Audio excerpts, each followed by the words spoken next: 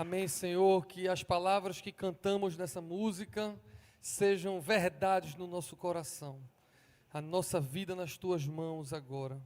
Com a Tua palavra nos aquece, é isso que nós te pedimos em nome de Jesus. Amém e amém. Podem sentar, meus irmãos. Eu normalmente fico nervoso quando tem muita gente em pé, como tem gente ali atrás, mas eu não precisei nem fazer apelo hoje, que os jovens já estão aqui sentados. Ellen, Sofia, Júlia, todo mundo já está por aqui. Então, se você tem um lugar perto de você, levante a mão, porque tem um povo querendo sentar. Ó, tem muito lugar aí, ó. Vocês que estão aí atrás, eu fico nervoso quando vejo esse povo aí, ó. Ó, tem vaga aí, você. O senhor está ali, o outro está ali também. Amém. Pode baixar a mão, está tudo certo.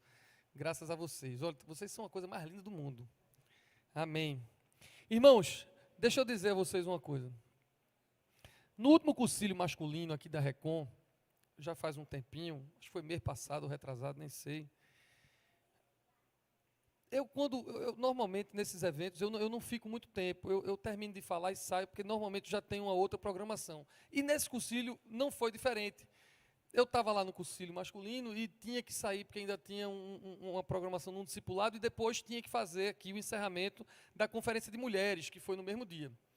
Então eu já saio do concílio meio que nas carreiras, sempre assim. E dessa vez não foi diferente. Eu saí, e aí eu terminei de dar meu rolho, e vinha saindo, e fui dar um abraço em Rossini, que estava lá, trabalhando na vigília.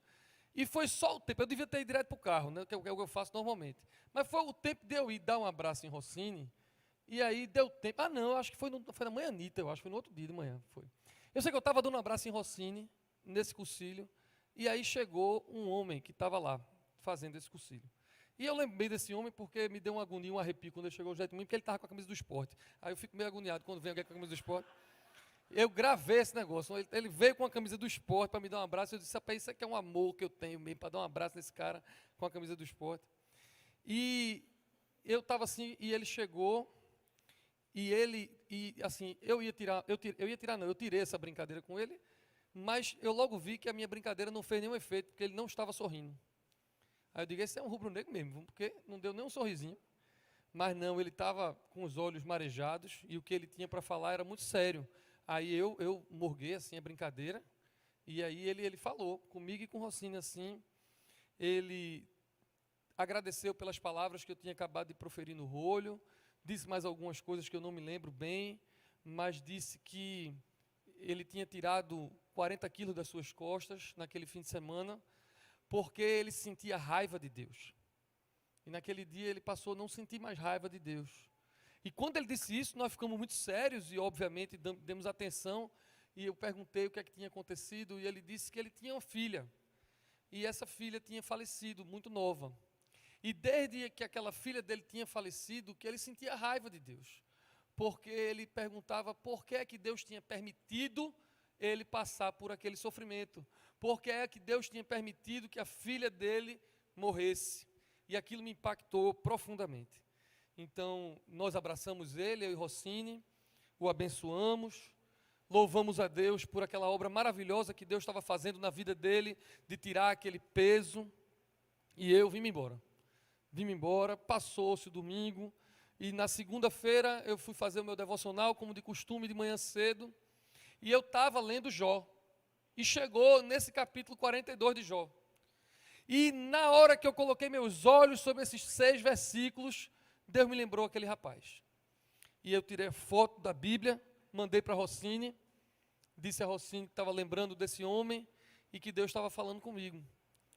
E naquele dia, esse sermão brotou. E eu estava aguardando o dia que o Espírito Santo queria que ele fosse pregado aqui na igreja. Vocês conhecem a história de Jó, ou pelo menos eu creio que a maioria de vocês conhece a história de Jó. Não vou poder contar com todos os detalhes, mas como a gente sabe que sempre tem visitantes por aqui, ou alguém que não, porventura, não conhece essa história, eu quero fazer um resumozinho da história de Jó para vocês. Jó era um homem rico, que tinha milhares de animais, uma família abençoada, 7 filhos, 3 filhas, todos unidos, com saúde, temente a Deus, se desviava do mal, diz a palavra. E coisas raríssimas, né? Rico, temente, com família unida. e ele orava pelos seus filhos. Isso é uma coisa importante, mas a gente deixa para outro sermão. Íntegro e reto, ou seja, ele vivia a sua espiritualidade quando estava sozinho, ninguém vendo, ou quando estava em público. E um dia, Satanás se apresentou diante de Deus. É um livro poético, Jó. Satanás se apresenta diante de Deus, e Deus pergunta, de onde vens? Ele diz, vim de rodear a terra, porque o nosso inimigo faz isso, ele vive de rodear e ficar ao nosso derredor tentando. E Jó, ele diz assim a Deus, Jó só é temente ao Senhor porque ele tem tudo.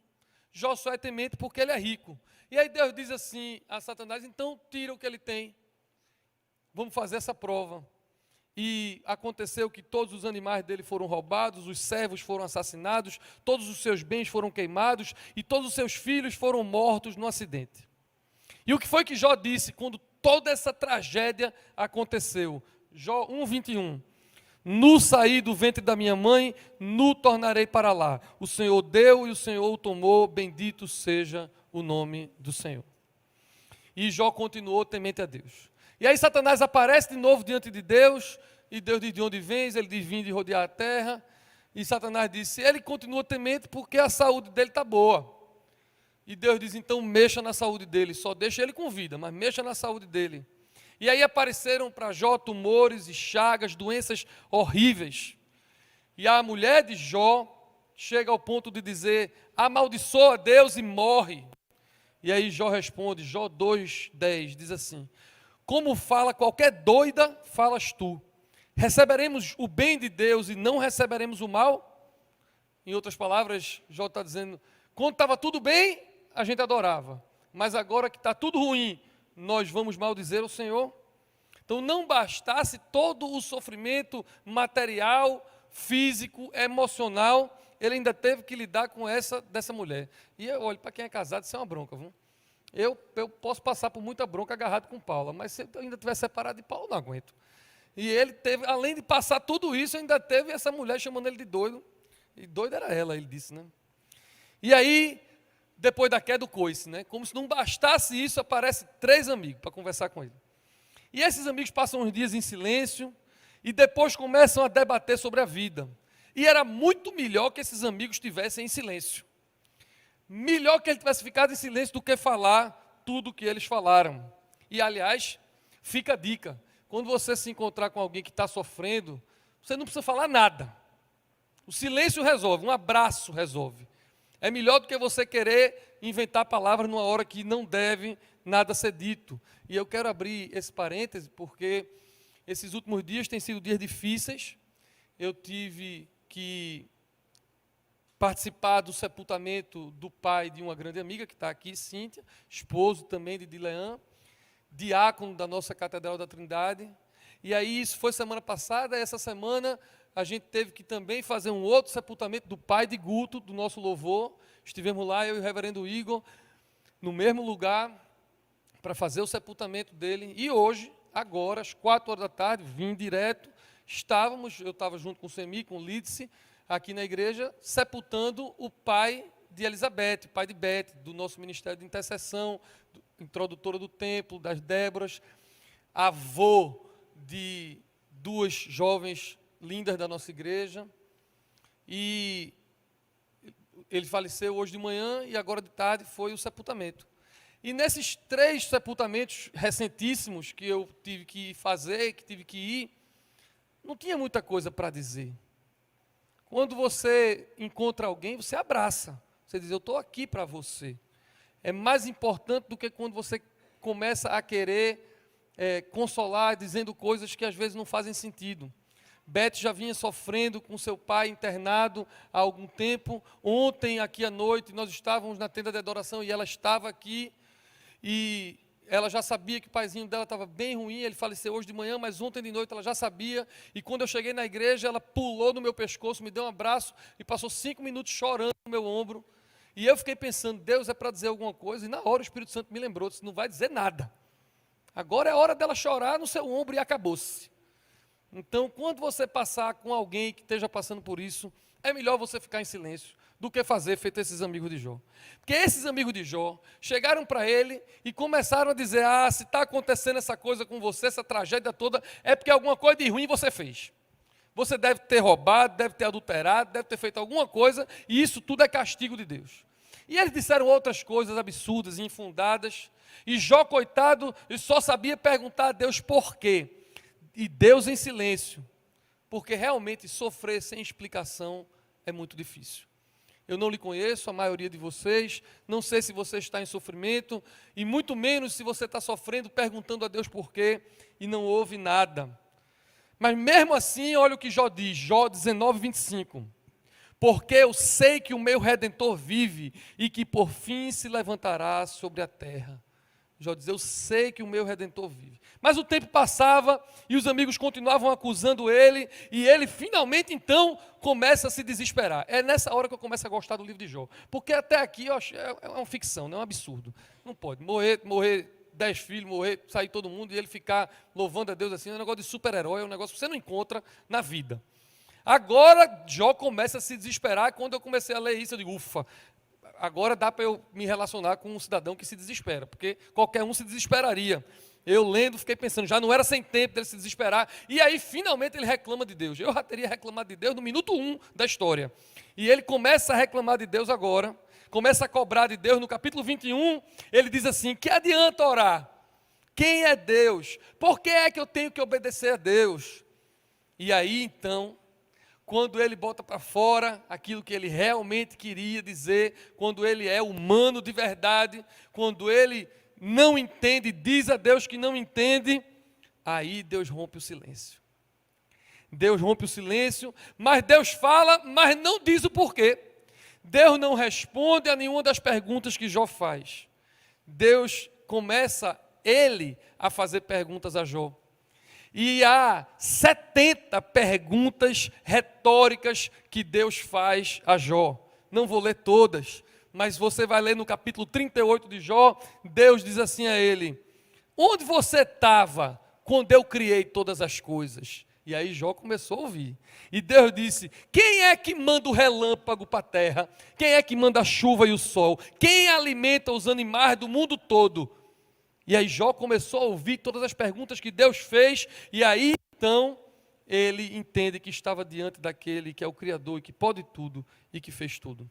E é nessa hora que Deus começa a falar com Jó que chega esse texto. E eu vou reler o texto que nós já lemos, Jó 42, 1-6. Então Jó respondeu ao Senhor, sei que podes fazer todas as coisas, e ninguém pode frustrar teus planos.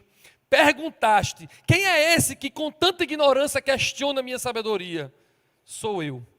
Falei de coisas que eu não entendia, coisas maravilhosas demais que eu não conhecia. Disseste, ouça e eu falarei. Eu lhe farei algumas perguntas e você responderá. Antes eu só te conhecia de ouvir falar, agora eu te vi com meus próprios olhos. Retiro tudo o que disse e me sinto arrependido. Não é lindo? Retiro tudo o que disse. Falei coisas que eu não entendia. A coisa mais linda do mundo é esse texto. Eu anoto as minhas pregações, e aí quando eu fui preparar essa, eu fui olhar no meu computador o que é que eu já tinha pregado sobre Jó, e vi que em 2018 eu preguei aqui na Recon, no culto da manhã, sobre Jó. Aí eu fui ver, mas o sermão daquele dia era diferente. Naquele dia que eu preguei, eu não era nem pastor da Recon, mas Dom Chimento tinha me chamado para pregar aqui, eu vim pregar. Naquele dia eu preguei que Jó frustrou 3 tentativas, 3 teses de Satanás. A primeira tese de Satanás é que ninguém ama a Deus mais do que o dinheiro, e Jó frustrou isso. A segunda é que ninguém ama mais a Deus do que a família, e Jó frustrou isso. A terceira é de que ninguém ama a Deus mais do que a si mesmo, e Jó frustrou Satanás de todo jeito. Mas hoje a reflexão é diferente, é bem simples, a mensagem que eu tenho para vocês hoje. Hoje é me lembrando daquele homem, naquele cursilho, que sentia um sofrimento e atribuía a Deus toda a dor que ele tinha sentido.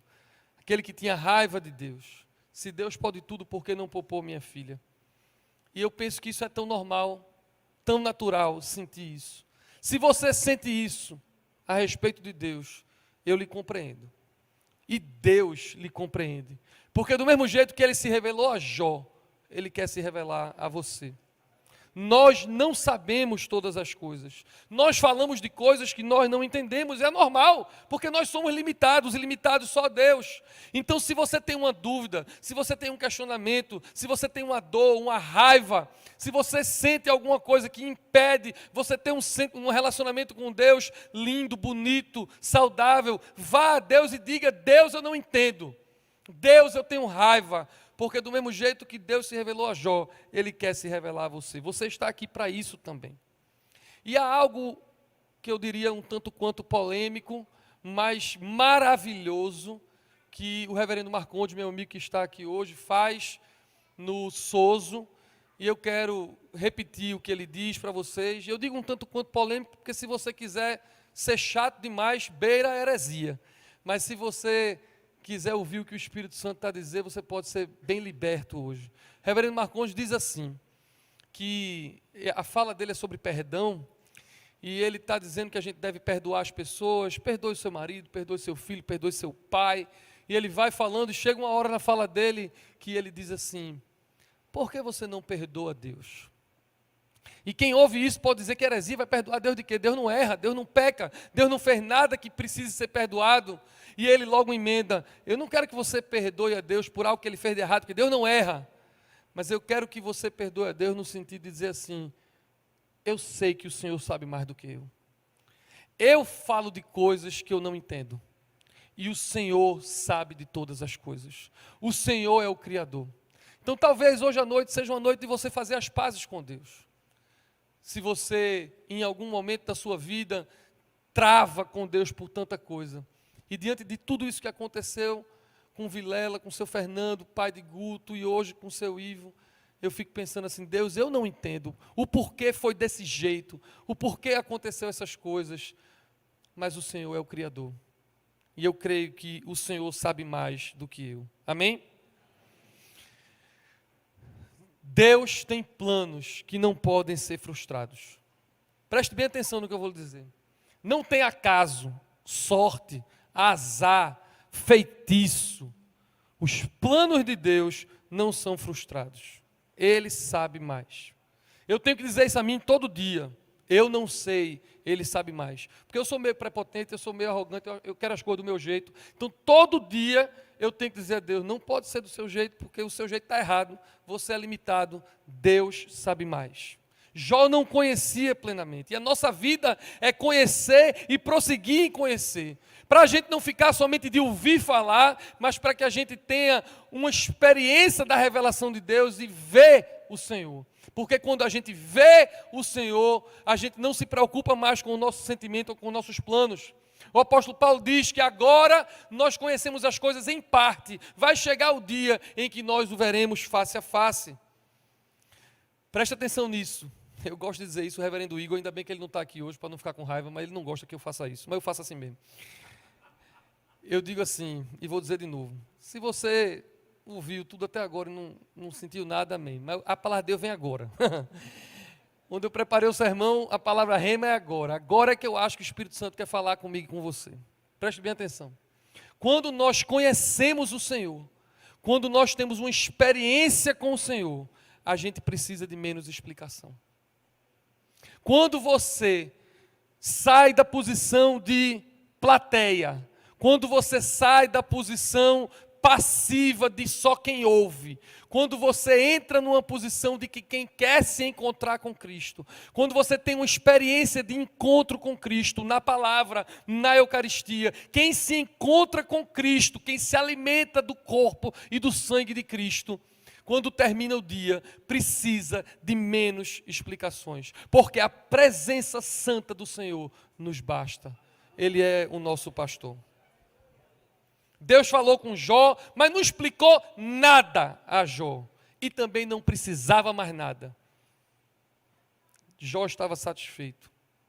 E eu vou contar o final da história agora. Depois de tudo isso, tendo Jó conhecido mais a Deus, a sua onipotência, contemplado a majestade de Deus que fez todas as coisas, Deus começou a restaurar a vida de Jó. E o curioso é que Deus fez isso enquanto ele orava pelos seus amigos, mas isso também é outro sermão. Diz assim, Jó 42:10, e o Senhor virou o cativeiro de Jó, quando orava pelos seus amigos. E o Senhor acrescentou em dobro a tudo quanto Jó antes possuía. O dobro de ovelhas, o dobro de camelos, o dobro de bois. Deus deu saúde a Jó, que viveu até a velhice com seus netos, com seus bisnetos. Deus deu outros 7 filhos e outras 3 filhas. E Dom Paulo Garcia, nosso arcebispo, quando conta essa história, ele gosta sempre de lembrar que Deus deu o dobro de ovelha, o dobro de camelo, o dobro de boi, mas não deu o dobro de filhos, porque ele tinha perdido o camelo e o boi, mas os filhos nós não perdemos, estão guardados. Então não foi o dobro de filhos, foi só mais 10.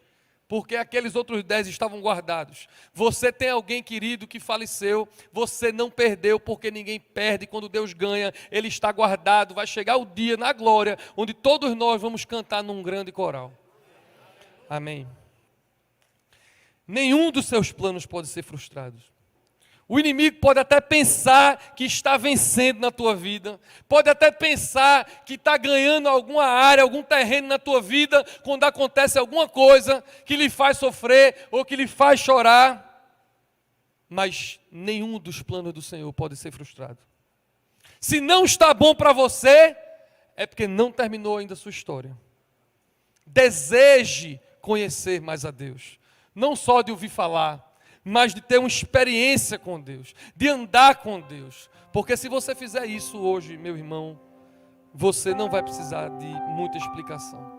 Uns honram a Deus na vitória, outros honram também no sofrimento, uns honram pelo sofrimento, outros honram na morte, no martírio. Essa é a história dos heróis da fé. Nem todos alcançaram as bênçãos que queriam, mas todos guardaram a fé. Ele sabe tudo. Conhece todas as coisas. Jó é mais do que a paciência de Jó. É modelo de quem mantém a fé, mesmo no meio da tragédia. Amém? Não dá para terminar um sermão sem falar do dono da igreja. Não dá para terminar um sermão sem falar na razão de estarmos aqui hoje. Não há referência direta, explícita a Cristo no livro de Jó. Mas quem foi que passou por um grande sofrimento, mais do que Jó, até a morte? Cristo. Voluntariamente, diferente de Jó, Cristo. Quem intercedeu pelos seus amigos, inclusive o que o traiu, inclusive o que o negou? Cristo. Ele é o nosso paradigma. O verdadeiro, muito maior Jó. Ele foi que disse, no mundo tereis aflições, mas eu venci o mundo. E o que em Jó era uma sombra, em Cristo virá acontecimento. E para nós hoje é sacramento. Lembramos dele na Eucaristia, o que foi fiel até a morte, morte de cruz, para que tenhamos vida e vida em abundância. A minha oração, meu irmão e minha irmã, é para que hoje você não tenha ouvido uma história da Bíblia. Para que hoje você não tenha conhecido mais uma história. A minha oração é para que o Espírito Santo esteja lhe dando uma experiência, uma revelação de Deus, para que você não precise de mais explicações e adore ao Senhor. Amém? Curve sua cabeça, feche seus olhos, vamos orar. Senhor, nós estamos cheios com a Tua Palavra, alimentados com a Tua Palavra. A Tua Palavra que vence a guerra e as batalhas. Queremos sair daqui animados a sermos mais parecidos contigo, Cristo. Tu és o verdadeiro Jó, que venceu a morte. Nós estamos dispostos a ser fiéis a Ti até a morte para conquistar a coroa da vida. Dá à Tua igreja nessa noite revelação de quem Tu és, para que saiamos daqui perguntando menos e mais dispostos a Te adorar e bendizer o Teu nome. Que essa mensagem, esse sermão de hoje não tenha um impacto só hoje, mas que mude a nossa relação contigo na rotina, para que a gente saiba que Tu sabes mais. Tu sabes de todas as coisas. Tu és aquele que guarda a nossa entrada e a nossa saída, e por isso nós Te bendizemos e assim Te agradecemos, em nome do Pai, do Filho e do Espírito Santo. Amém. Deus abençoe vocês.